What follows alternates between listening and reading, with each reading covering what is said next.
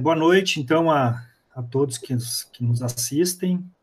Meu nome é Cleiton Topor, eu sou advogado criminalista, professor de Direito Penal e Processo Penal, e conversando durante a semana, na verdade, algumas semanas atrás, com meu amigo e colega, Dr. Paulo Suliani, também advogado criminalista e professor de Direito Penal e Processo Penal, diante desse contexto que nós vivemos hoje de isolamento social, né, nós resolvemos, então, conversar virtualmente, né, já que nós não podemos nos encontrar pessoalmente para tomar um café, etc., e debater direito penal, nós resolvemos, então, fazer vídeos curtos, abordando questões importantes do direito penal. E com isso, a partir disso, então, nós vamos fazer vídeos conversando, dialogando aí sobre questões importantes que estão aí nos debates do dia a dia, né? E questões que muitas vezes trazem alguma dificuldade, tanto para os alunos, para os acadêmicos, como também para os profissionais da área, né? Então, já vou dar boa noite aqui ao meu amigo Paulo, já vou passar a palavra para ele se apresentar, e aí depois nós já começamos a conversar um pouco mais sobre o tema de hoje, que é de extrema importância. É um tema um pouco mais prático, mas que eu acho que nós chegamos à conclusão que seria interessante a gente conversar sobre queixa-crime e os crimes contra a honra, principalmente cometidos na internet, né? Ainda mais nesses tempos difíceis que nós passamos aí, nessa questão envolvendo discussões muito fortes, né? Até mesmo muitas vezes destilando ódio, e a internet ela não é uma terra sem lei, né? Então a gente vai debater hoje sobre esse tema. Boa noite, Paulo. Passo para ti a palavra, então. Boa noite, professor Cleiton, tudo bem? Obrigado pelo convite. Eu acho que sim, é um momento importante de debatermos não só esse isolamento e aproveitarmos a oportunidade para podermos trazer reflexões à baila, não só sobre o humano, que essa questão de estarmos conosco mesmos e com aqueles mais próximos nos faz reavaliar algumas questões. Acho que é louvável, então, essa iniciativa de começarmos a trocar ideias. Acho que nada impede que tenhamos alguns convidados especiais aí.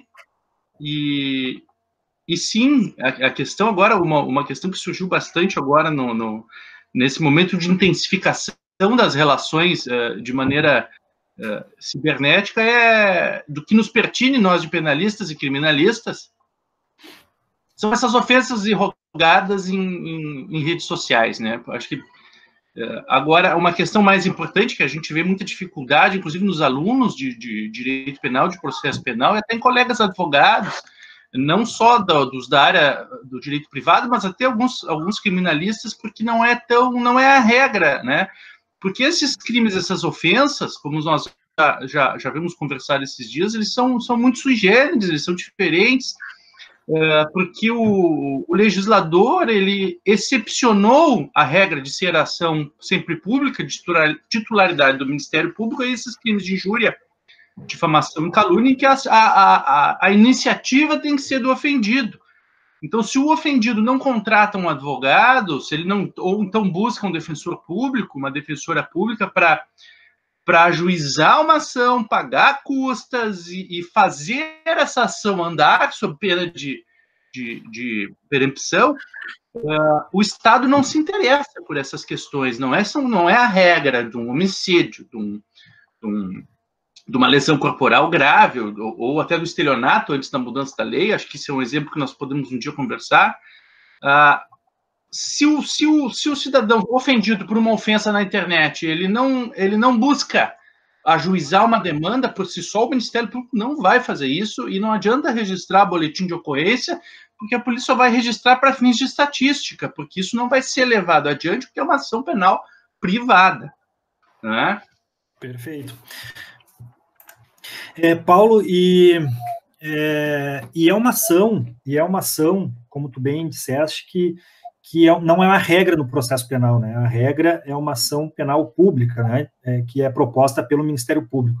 Eu acho que essa é a maior dificuldade, porque não é uma ação que nós utilizamos corriqueiramente, né? E aí surgem algumas questões bem interessantes. E aí eu queria trazer uma questão para a gente debater aqui, que é a questão da competência dessa ação penal privada, né, por meio da queixa-crime. Como que funciona esta competência para ser... como que nós sabemos para qual rito processual nós vamos distribuir essa queixa-crime, né? Ela traz algumas regras, e isso muitas vezes confunde na hora de distribuir esta queixa-crime. Eu queria que tu comentasse um pouquinho sobre isso. Obrigado, excelente pergunta, ótima colocação, acho que é muito importante, Cleiton. Se nós formos olhar, é importante, e é um tema, às vezes, que traz dificuldade, que é o chamado concurso de crimes, que acho que merece um encontro só para falarmos de concurso de crimes, dadas a complexidade da questão. Mas vamos fazer, então, um exemplo bem simples e bem prático. 3 ofensas, 3 postagens no Facebook, uma chamando de feio e bobo, que seria uma injúria.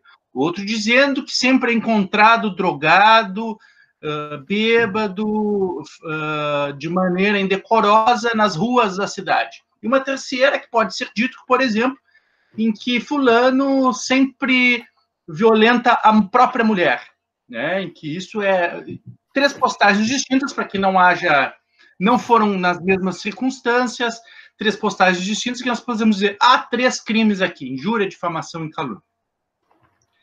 De regra, para fins e vamos voltar a isso, de regra, se formos ver as penas máximas combinadas a cada um desses delitos, não superam os 2 anos, que ensejam a competência se dê pelo Juizado Especial Criminal e o rito da Lei 9.099, que é um rito em que implica súcia processual, implica a possibilidade de uma transação, a possibilidade até de uma conciliação, né?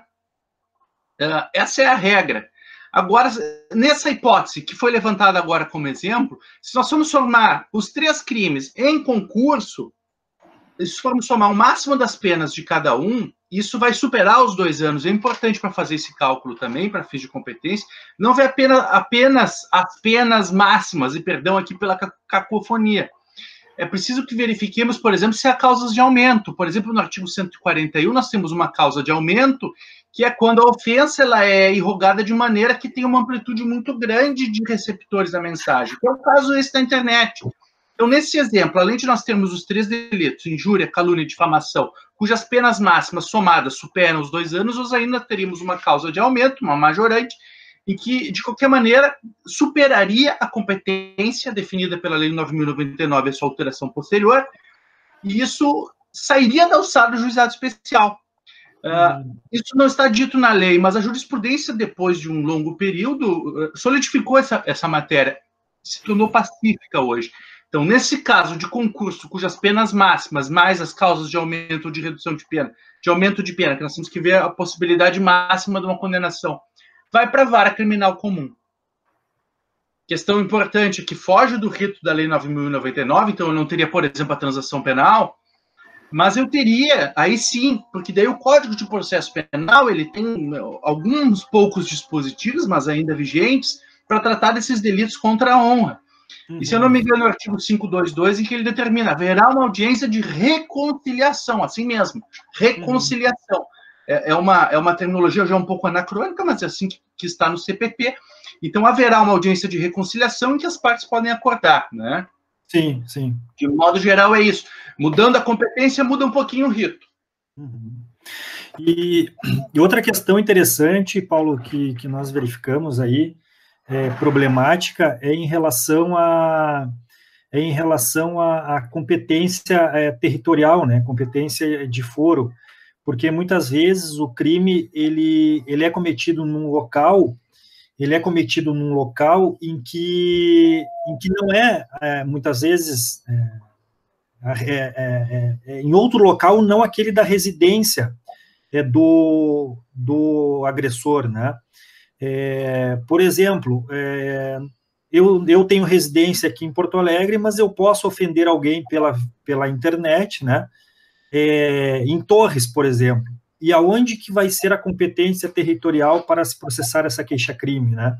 E nós sabemos que a regra, na verdade, a regra do processo penal é sempre aonde se consuma o delito, que em tese, nesse exemplo, seria em Torres, né? Onde eu estou lá no meu apartamento de férias, consumo crime lá, postando mensagens ofensivas na internet. Mas nesse caso da queixa-crime, a gente tem uma exceção, uma peculiaridade interessante, porque a pessoa ofendida, ela pode, mesmo sabendo aonde ocorreu, aonde se consumou esse delito, ela pode escolher se vai distribuir ou processar esta pessoa aonde ocorreu o delito ou na residência do réu, né? Então, nesse exemplo, ela poderia escolher distribuir essa ação, essa queixa-crime em Porto Alegre, que é a residência, né, a minha residência, ou em Torres, o local onde se consumou o delito, né? O que tu tem verificado isso na jurisprudência? Como é que a jurisprudência tem tratado isso? Olha, Cleiton, acho que o teu comentário é perfeitamente, pelo menos, de acordo com o bom senso, e esse bom senso tem ido para os tribunais também, para a jurisprudência. Não a ponto de ir para os tribunais, porque isso geralmente é resolvido em matéria de juizado especial, mas em turmas recursais a competência tem se definido nesse sentido. Até porque, como é uma ação penal privada de interesse do ofendido, a ideia é que se facilite a ele as maneiras de buscar a reparação desse direito, né? Então, a lei parece que ela vem ao encontro de uma sociedade mais moderna, mais tecnológica, mais ágil, e traz a jurisprudência acompanhando, que bom, as questões nesse sentido. Perfeito. Perfeito. Então, Paulo, para nós encerrarmos hoje, e nós escolhemos esse tema, na verdade, falar sobre queixa-crime, crimes contra a honra cibernéticos aí, porque hoje a gente tem visto muito isso, né, de ofensas, muitas vezes, ofensas ocorridas em internet, né, principalmente em sites aí de comunicação cibernética, aí, Facebook, etc., e as pessoas elas têm que se dar conta que esse ambiente virtual ele tem uma proteção, ou as pessoas que lidam com esse meio cibernético têm uma proteção legal, e então não é um ambiente em que não tem essa proteção legal, e as pessoas têm que ter ciência disso também, né? Além da questão de um debate mais democrático, né? Aceitando aí as divergências para evitar essa discussão mais ofensiva, né? Perfeito, eu acho que sim. Se eu puder, eu acho que é importante também dizer que às vezes essas ofensas elas passam ordinário, elas podem adentrar no campo da injúria racial, por exemplo, então a sua gravidade é bem maior. O anonimato não protege as pessoas. Hoje nós temos, pelo menos aqui em Porto Alegre, no Rio Grande do Sul como um todo, uma boa investigação policial preliminar para identificação dos autores disso, via IP, via outras maneiras, pelos cadastros que nós temos do Estado. E eu acho que é importante, sim, que as pessoas prestem mais atenção ao respeito ao próximo e pensar antes de falar é sempre uma regra de ouro, né? Sempre lembrando que, trazendo tanto para o juizado especial e não havendo concurso de crimes ou para a vara criminal comum, há uma audiência prévia para fazer um acordo, uma reconciliação. Então, às vezes, essa busca na questão criminal, por mais que o objetivo do direito penal seja uma sanção à pessoa, ali é possível já fazer uma composição de natureza pecuniária e a gente evita um outro processo civil. Já se faz um acordo, olha, a minha reparação vai ser reparada por uma indenização aqui, ou então nós vamos prosseguir. Vai haver aqui um problema, terás antecedentes, pode ter uma condenação criminal, aqui a prova é escorreita, a autoria é escorreita, ou fazemos um acordo, ou haverá uma condenação criminal. Há uma pena de prisão? Não, não há uma pena de prisão. Mas não faz bem para ninguém ter o seu nome no rol de culpados. Acho que é importante lembrar disso. Ou seja, as consequências elas são importantes, né? Não são consequências aí supérfluas, né?